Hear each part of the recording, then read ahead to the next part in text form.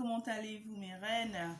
C'est le coach Baricia, je suis coach en transformation, d'accord? Coach en développement personnel, spécialisé en transformation mentale. J'accompagne au quotidien ces femmes-là, ces personnes qui ont eu en fait des blessures en fait émotionnelles, qui ont été abusées sexuellement également, verbalement. Je les aide à travailler leur beauté intérieure, je les accompagne dans le processus de guérison afin qu'une fois guérie, une fois restaurée, elles puissent avoir le courage, la forme, la détermination de servir le monde sur leur montagne d'influence en fait, avec force, avec courage, sans plus avoir honte, d'accord, ni de leur histoire, ni de quoi que ce soit en fait. Donc aujourd'hui en fait, j'espère que vous allez, je suis également la fondatrice de Eve Academy, qui est l'université des reines, qui est l'académie des reines en ligne, dans laquelle également j'accompagne la femme dans son processus de restauration. Je l'équipe à être cette reine-là qu'elle est déjà. Donc on travaille dans le mindset, on travaille dans le développement personnel, on travaille dans la guérison, le healing et bien sûr toutes les choses, tous les éléments essentiels, les clés essentielles qui font de toi cette reine équilibrée sur tous les plans, c'est-à-dire que 360, comme on dit ici, 4.0 ou 2.0 women, ok? Donc, on ne parle pas seulement du plan professionnel, on parle du plan social, on parle du plan psychologique, on parle du plan sociologique, je parle beaucoup des vibrations, je parle beaucoup d'énergie, etc. Parce que tout ça, en fait, ce sont des éléments qui comptent, en fait, mais qui jouent beaucoup, en fait, dans la constitution, en fait, de la femme que tu es. Donc aujourd'hui, en fait, j'aimerais qu'on discute rapidement pour un début de semaine. Tu vas peut-être regarder cette vidéo demain. Et j'aimerais, en fait, par rapport à un post que j'ai répondu, et j'ai répondu, en fait, à ce post, en fait.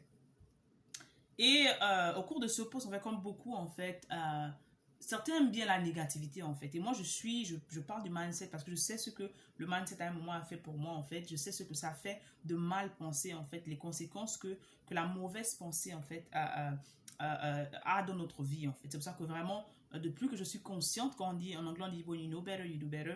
Depuis que je suis vraiment consciente de cela, je fais vraiment très attention. Je travaille vraiment sur ça, en fait. Donc, je ne suis pas mindset coach juste pour le plaisir de le faire, parce que moi-même, au quotidien, je suis consciente, en fait, d'accord, que ma manière de penser, ma manière de voir les choses, ma manière de penser influence vraiment le cours de ma vie et la manière de voir les choses. Donc, je veux te dire, en fait, la vidéo s'intitule « Ne fais pas ceci », en fait. Ne fais pas cette erreur, en fait. Ce genre d'erreur, en fait. Quels sont ces genres d'erreurs? C'est-à-dire que c'est surtout lorsque tu sors d'une relation, d'accord? Il s'agit d'une relation. Lorsque tu viens de te séparer avec quelqu'un, ou si tu as des problèmes avec quelqu'un, ou tu as eu un accroche, que ce soit sur le plan, comment on appelle, sur le plan traditionnel, c'est-à-dire que sur le plan professionnel, sur le plan sentimental, etc.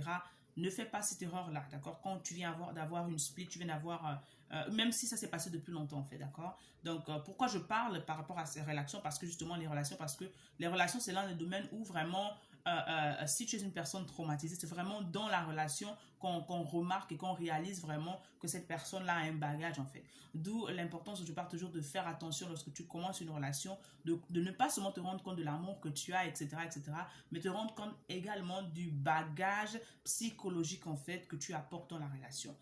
Qu'est-ce que ça veut dire, en fait? C'est-à-dire que si tu as une personne qui a eu des traumatismes, est-ce que tu es une personne qui a guéri? C'est-à-dire que toutes ces différentes choses constitue en fait une bonsoir, qui tu es, va constituer également la manière à laquelle tu vas te comporter avec ton époux, ton épouse, etc.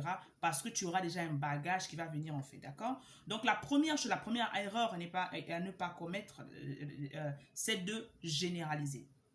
Dans ce post, en fait, on posait une question simple, genre, est-ce que tous les hommes sont mauvais? Voilà, tous les hommes sont mauvais, tout le monde parle, une généralité, en fait. Et quelqu'un a dit oui, il a parlé de son cas, en fait, pour dire que non, moi, chacun raconte son expérience, comme d'habitude. Moi, j'ai eu ceci, cela, et la personne a complètement sali, en fait, généralisé, en fait, par rapport à son expérience. C'est là où j'ai répondu, en fait, pour dire que il faille qu'on apprenne à ne pas généraliser les choses. Donc, le premier point, quand tu es dans cette situation, il faudrait ne pas généraliser les choses, quel que soit le cas dans lequel je te trouve, en fait.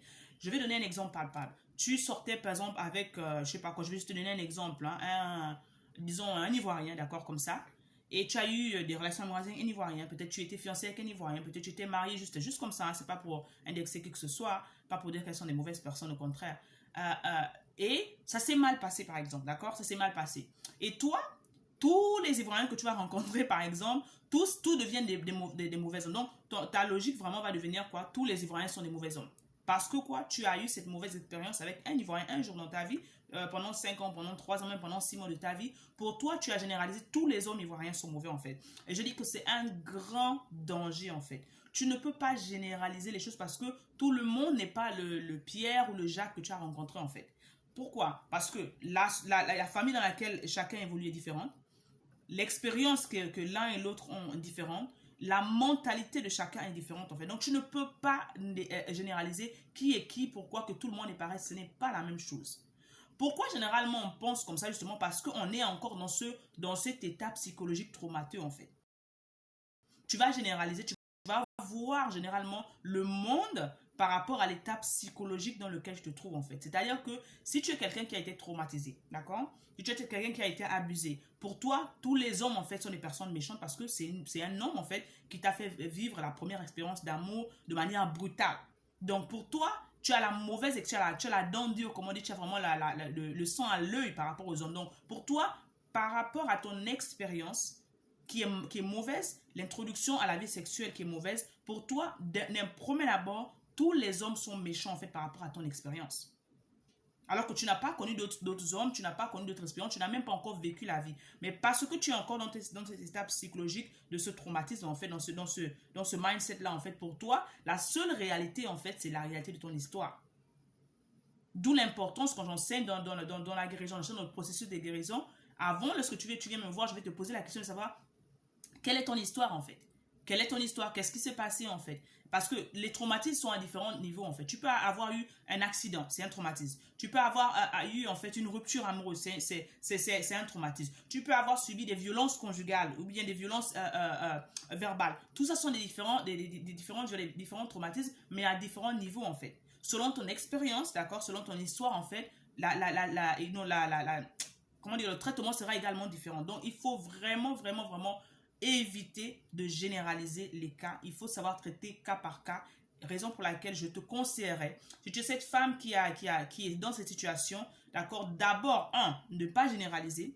De deux, d'accord, un point 1, d'éviter surtout pendant cette période, en fait, de commencer à aller sur les réseaux sociaux et commencer à parler mal de cette personne, commencer à parler, dire ce genre de statement que non, genre tous les hommes sont méchants, ou tous les Ivoiriens sont mauvais, ou bien tous ces trucs, en fait, ce sera de la négativité que tu propages dans l'univers. Et vous savez, si vous me connaissez bien depuis quelques années, je vous dis toujours de faire attention parce que tous les mots, toutes les phrases, toutes les expressions, non seulement représentent des vibrations, mais également elles représentent des graines que vous semez dans la nature et qui reviennent à vous inconsciemment. Je vais encore le répéter. Si vous ne savez pas, depuis que je parle depuis quelques années, des conséquences en fait de ce qu'on fait, tous les mots, toutes les expressions, surtout lorsqu'on est fâché, que tu balances partout, tu viens de te séparer de quelqu'un, tu viens d'avoir des problèmes dans ton business avec quelqu'un, tu commences à parler mal parce que tu as eu une mauvaise expérience avec une seule personne qui ne représente pas tout le peuple, tu te mets à parler mal de tout le peuple en fait.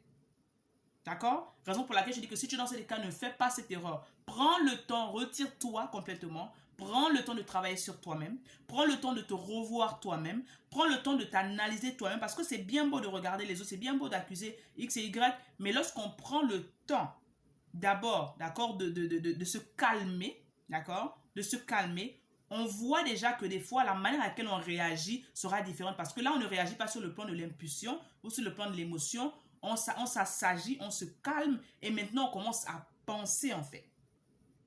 Quand tu commences à penser, en fait, tu commences à te poser des questions, par exemple, qu'est-ce que j'ai fait de différemment ou qu'est-ce que j'aurais fait de différemment, en fait, dans cette relation, dans cette affaire, etc.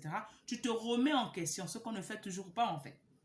D'accord? On se focalise, et ça c'est le point numéro 2, on se focalise généralement sur l'autre, c'est-à-dire qu'on rejette l'erreur numéro 2, se focaliser sur l'autre, on rejette la faute sur l'autre, c'est toujours la faute de l'autre. Tu vas voir des femmes qui passent le temps à se plaindre de leur mari, c'est toujours la faute de mon mari, c'est toujours ceci, cela. Je ne dis pas qu'il n'a pas tort ou elle n'a pas tort, etc.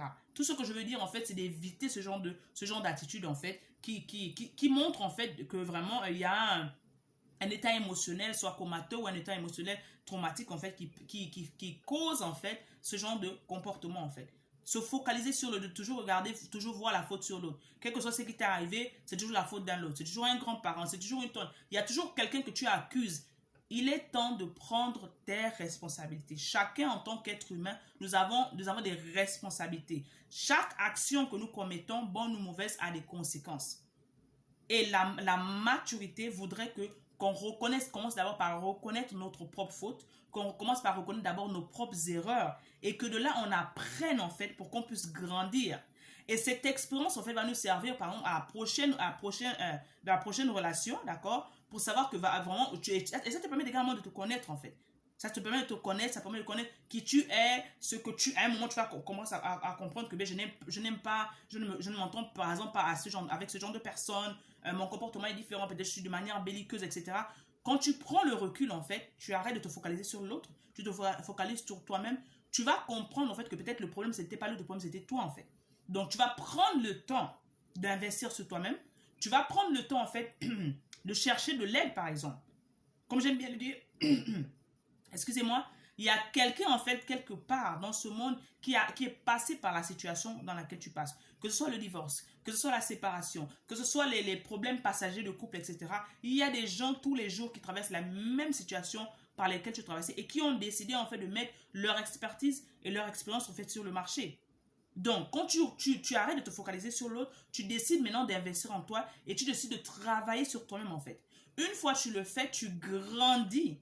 Tu deviens ta meilleure version au fur et à mesure. Tu arrêtes de regarder l'autre. Tu arrêtes de voir la faute qui est chez l'autre, en fait. Et tu deviens cette personne-là qui va attirer un potentiel, une partenaire de destinée, en fait. Parce que non seulement tu auras su qui tu es, de deux, tu auras guéri, en fait, de ces blessures. Donc, tu seras mentalement saine, physiquement saine, émotionnellement saine.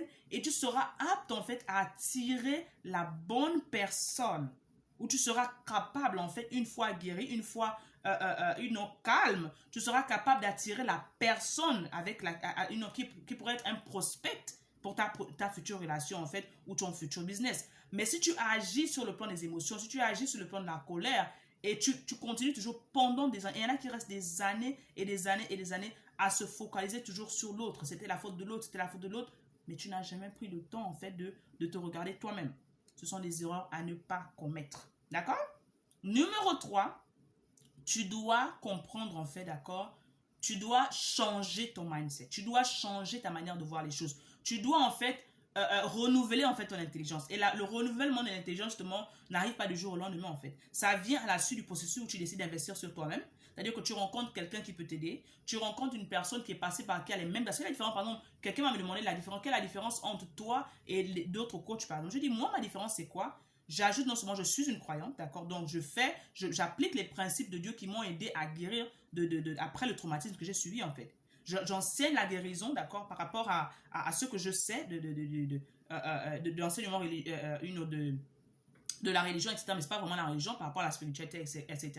Que j'ajoute à ma connaissance individuelle et j'ajoute également mon expérience. Donc, quand je te parle des violences, je te parle des traumatismes parce que moi-même, je peux testifier à travers mon expérience, mais également à travers mon histoire. Donc, en travaillant avec moi, on partage l'histoire, tu me raconteras ton histoire, je te partagerai également mon histoire et certains pépites, d'accord, par rapport à l'événement que tu travailles et tu vas te rendre compte qu'il y a des symbioses. Par exemple, j'ai partagé un petit clip où je disais que, et vous pouviez entendre dans le background que l'enfant est en train de crier, que par exemple, la manière à laquelle les mamans réagissent de certaines manières dépend de notre énergie en fait. L'enfant suce en fait notre énergie, l'enfant prend en fait notre énergie et je vous disais en fait, je mettais l'analogie que il m'a été révélé en fait que lorsque l'enfant réagit comme ça, des fois il va attirer notre attention. Des fois nous sommes des personnes qui sont tellement stressées, surtout des grandes personnes. On a été à un certain moment en fait, à un certain âge, avec les responsabilités, avec les problèmes, etc. De toujours se focaliser en fait, d'être trop sérieux en fait. L'enfant nous rappelle en fait, il a cette beauté de nous rappeler cet état ludique à l'intérieur de nous en fait. C'est ce petit enfant qui est à l'intérieur de nous en fait. Il vient le réveiller. Tu sais, cette maman qui est toujours stressée, etc. L'enfant va toujours te taquiner. Tu vas voir que pendant cette période où tu es stressé en fait, c'est là où l'enfant est agité. L'enfant est vraiment de cette manière parce que justement, il ressent les vibrations que tu dégages en fait. Mais tu dois pouvoir recevoir la connaissance de cela, recevoir certaines révélations, en fait, justement, t'informer, investir en toi. Une fois tu es calmé, une fois tu as pris la décision, en fait, de changer de manière de voir, pour pouvoir renouveler ton intelligence, ensuite, maintenant, avoir l'information, la bonne information, qui va transformer, justement, ta manière de penser, et également qui va te permettre de devenir ta meilleure version. Donc, tu vois que ces différents aspects que tu viens de traverser, tu viens de sortir d'une relation, quelle que soit la manière à laquelle elle est sortie, c'est passé, tu viens d'avoir quelqu'un qui t'a trahi dans le business, etc. Tous ces différents éléments, toutes ces différentes étapes t'aident en fait à grandir, t'aident en fait à aller dans un autre niveau en fait. Donc, on a parlé de 3 points essentiels, de ne pas généraliser les choses. C'est pas parce que quelqu'un est d'un pays avec qui tu as eu une mauvaise expérience que tous les gens de ce pays-là sont des mauvais gens, par exemple. Numéro 2, d'arrêter de te focaliser sur les autres. C'est peut-être, le problème n'est peut-être pas l'autre. Le moment est venu de te regarder toi-même et de faire ta part, de prendre ta part de responsabilité, de travailler sur toi-même, d'investir sur toi-même en fait, afin de voir en fait les points, les points sur lesquels en fait tu manques d'équilibre.